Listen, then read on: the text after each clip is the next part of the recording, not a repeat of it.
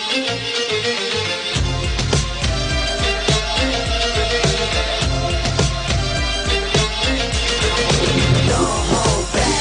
woke up in the morning with initiative to move, so I make it harder. Don't hold back. If you think about it, so many people. Hello and welcome to Extra Time this week.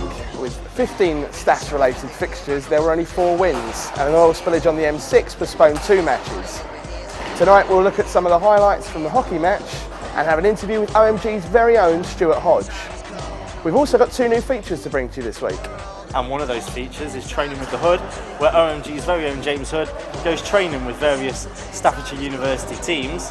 And the second one, Amy Bramwell has been off to meet some of the captains. And this week she's met Danny Croft, captain of the men's 4th football team. And just before we show you this, keep an eye out for some musical goings on.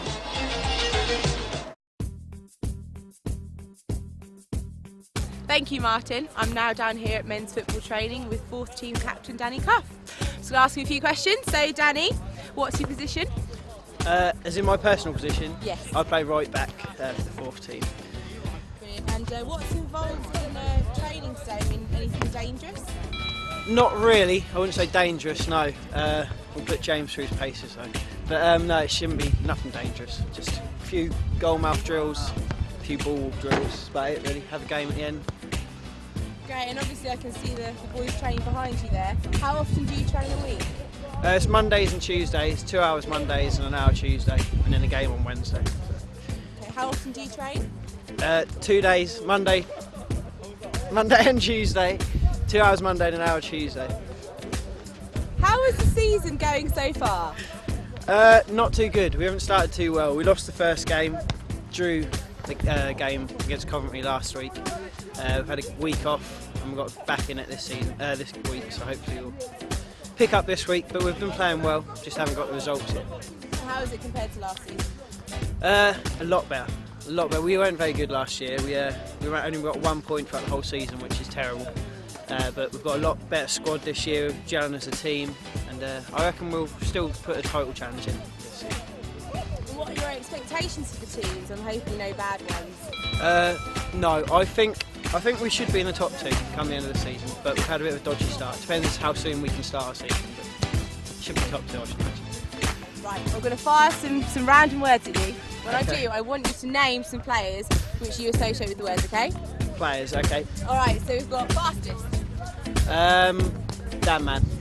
Most skillful. John Tyler. Intelligent. I'd say myself. Best technique. I would say Adam Betts. Who's the joker? Dan Harries, definitely. And who would you say was just the thriller of the game?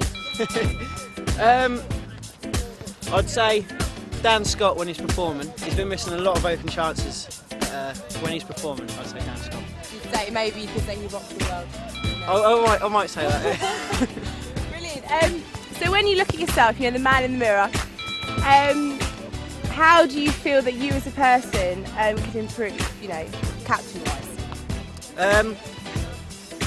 Well, it depends against the opposition, really. I mean, we have some hard opposition. It just depends how I perform. If we as a team can beat it, I'd say that we can overcome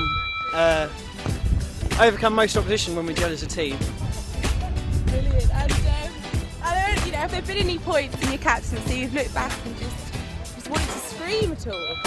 Not yet. It's been alright so far, but no issues with players yet. We've all been dealt with fine, so it's all good so far. And a big thanks to Amy Bramwell for spending a cold evening at the Stan Matts AstroTurf. Next week she'll be at the rugby. Looking forward to that. This week in hockey, the men's firsts had a feisty encounter with Lincoln firsts. Kelsey Purnell saw the match. Rob Smith scored a brace for the men's hockey first team, but it wasn't enough for Staffs, who lost 4-3 to Lincoln's first. The result was largely dictated by 3 yellow cards shown to 2 Staff players, as Lloyd Morris endured 2 10-minute spells in the sin bin.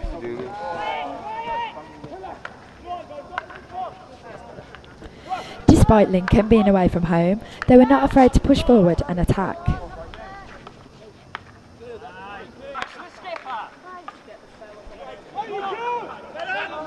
Also looking strong defensively, they broke down Staff's attack, then went ahead to launch a counter-attack of their own.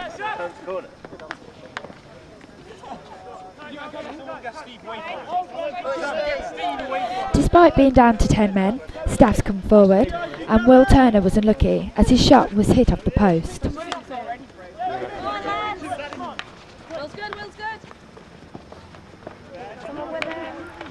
Staffs were left to rue their yellow cards and hope to do better against Nottingham Trent seconds next week. Final score Staffs 3, Lincoln 4. As you could see then, a very interesting counter there in the men's hockey. And someone who knows a little bit more about it is OMG's unmistakable voice of radio, Stuart Hodge. Thank you for coming in, Stu. Hello there, gents. So, run us down a little bit about the hockey match. It was a feisty one, as Martin said. I was quite surprised actually, because normally hockey's a game that you expect kind of upper crust, civilised people to be involved absolutely. in. There was none of that, no Queensberry rules there. There was 3 cards. Lloyd Morris, the captain of Staffs, got sin-binned twice on separate occasions, and one of the other Staffs players also spent time in the sin bin. So the fact that the result was only 4-3 is testament to the spirit of the Staffs players, because they were a man down throughout large periods of the game, and in hockey that can be a vital factor. Absolutely. Are they a strong side, the Staffs hockey team? Definitely, it's one of our strongest university sides, I would say. There's a lot of strength and depth in terms of the squad. They've got some former England players as well. Can you tell us a little bit about, we're not just bringing you in just for the hockey, tell us a little bit about what's going on with OMG at the minute? Well, there's lots going on. We've obviously got this extra time which is up and running, and filming on location these days. I'm worried that one of these ultimate frisbees is going to hit me in the head, knock me off my We can only hope. Well, you're one of many, believe me. If you was here 20 minutes earlier, it would have been a shuttlecock, and it wouldn't have been so bad. They had played badminton down there earlier. I don't think a shuttlecock would hurt as much as an ultimate frisbee. No, on the radio, which is obviously my remit personally, there's lots going on. We've got the All Sports show from last year. Of course, Final Whistle as well. Final Whistle, that's me and Adam Smith, my fellow varsity commentator last year. We're running the Final Whistle show, and what that is it's between 6 and 7 o'clock on a Wednesday. What we do is we give all the headlines, the results, and all of the uni sports fixtures as and when we get the results coming in. We've got people from the teams coming in for interviews. We've got our own roving reporters out there seeing the action and then reporting back to us. And we've got loads of interesting features, a bit like your own show as well, just to give it a bit of a twist. So it's definitely worth keeping up to date with everything that's going on with OMG, both radio and TV and web as well, because we're obviously having match reports going online. So yeah, it's all to play for at OMG at the minute. Stu, thanks very, very much for coming in. Thanks very much, lads. Appreciate it. Thank you. Cheers.